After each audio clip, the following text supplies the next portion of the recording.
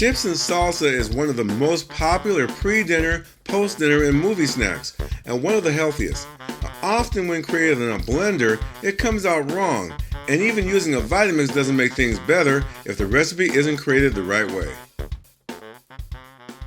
Before we get started, I would like to invite you guys to press the like and subscribe button, as well as the bell icon to be alerted when new video content arrives. Also, please support Blending with Henry by making your Vitamix purchase using my links below the video or on blendingwithhenry.com. Now, this way I'll be able to continue to offer you guys the best content and more recipes. Your financial support is very well appreciated. This is the wrong way. Blending it like mixing soup ends up like this.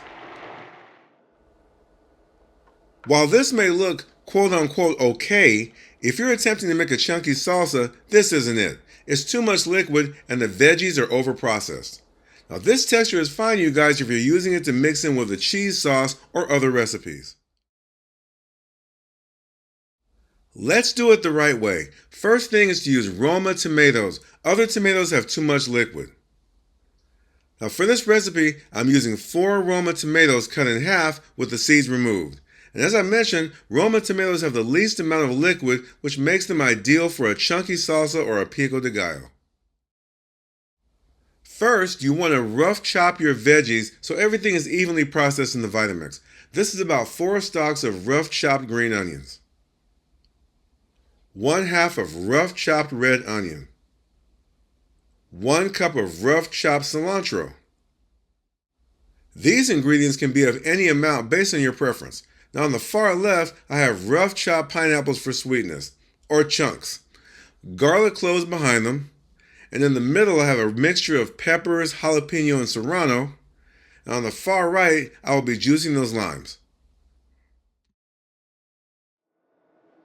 First, I'm putting in our tomatoes. It's important that they go first because they have the most liquid. Cilantro, then the green onions, then our red onion, and peppers, the garlic cloves, and now I'm juicing the limes. Kosher salt to taste, our pineapple chunks, and some ground cumin. This works best using the pulse switch combined with the variable speed control. Now, unlike other blenders, you guys, you can control the pulse speed on a Vitamix. Now we're going to be using the tamper to help process the ingredients. You want to start out on a very low speed first to prevent overprocessing. Now you toggle the pulse switch while pushing the tamper down at the same time. Now if you don't have much progress going on like you're seeing here, then turn up the speed. I'm moving from speed 2 to 4.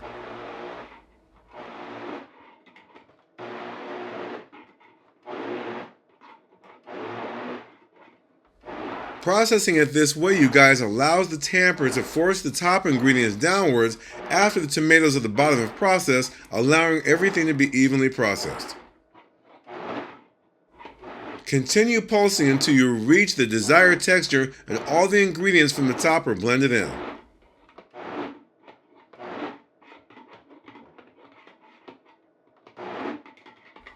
And that's it!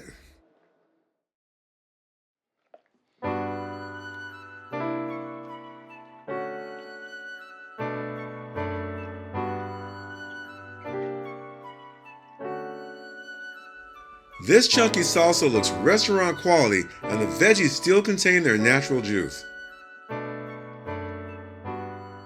Here's the salsa you saw at the beginning. Now it looks more like a salsa verde. Now it's soupy and it looks more green due to being overprocessed. Now the properly made salsa on the right shows all the colors, in particular the tomatoes. I've been making my salsa this way at parties for years in the Vitamix, and I constantly get compliments on how fresh tasting it is and how beautiful it looks. Now, this simple recipe can make you look like a star at your own parties.